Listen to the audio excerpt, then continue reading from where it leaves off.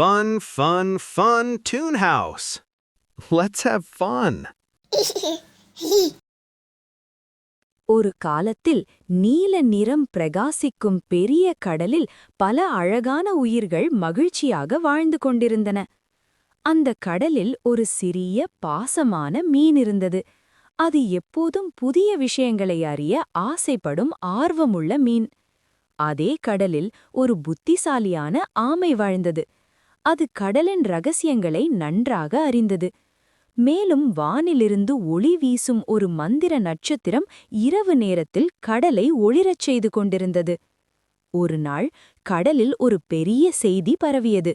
கடலின் ஆழத்தில் ஒரு மந்திர முத்து மறைந்திருக்கிறது என்று அனைவரும் பேசினார்கள். அந்த முத்து கிடைத்தால் கடல் எப்போதும் அமைதியாக இருக்கும் என்று அனைவரும் நம்பினர்.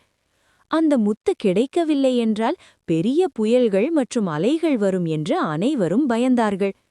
அப்போது அந்த சிறிய மீன் அந்த முத்தை கண்டுபிடிக்க வேண்டும் என்று துணிவுடன் முடிவு செய்தது.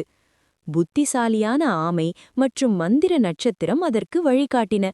மூவரும் ஒரு பெரிய பயணத்தை தொடங்கினார்கள். அவர்கள் முதலில் ஒரு இருண்ட கடல் குகையை அடைந்தார்கள். அந்த இடம் அமைதியாகவும் கொஞ்சம் பயமுறுத்தும் வகையிலும் இருந்தது. ஆனால் சிறிய மீன் துணிவுடன் முன்னே நீந்தியது. அடுத்ததாக அவர்கள் பெரிய அலைகள் எழுந்த ஒரு இடத்தை கடந்தார்கள். நீர் வேகமாக சுழன்று கொண்டிருந்தது. ஆமை மெதுவாகவும் பாதுகாப்பாகவும் வழியை காட்டியது. பின்னர் அவர்கள் ஒரு பெரிய சுறாவை சந்தித்தார்கள். அது மிகவும் பெரிதாகவும் சக்தி வாய்ந்ததாகவும் இருந்தது. ஆனால் மூவரும் ஒன்றாக இணைந்து அமைதியாகவும் புத்திசாலித்தனமாகவும் அதை கடந்து சென்றார்கள்.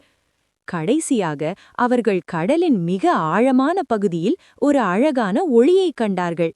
அதுதான் மந்திரமுத்து. அந்த முத்து கடலின் நடுவில் வைத்து பாதுகாப்பாக வைக்கப்பட்டது.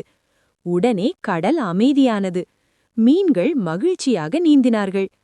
இந்த கதையில் நாம் ஒரு முக்கியமான பாடம் கற்றுக்கொள்கிறோம்.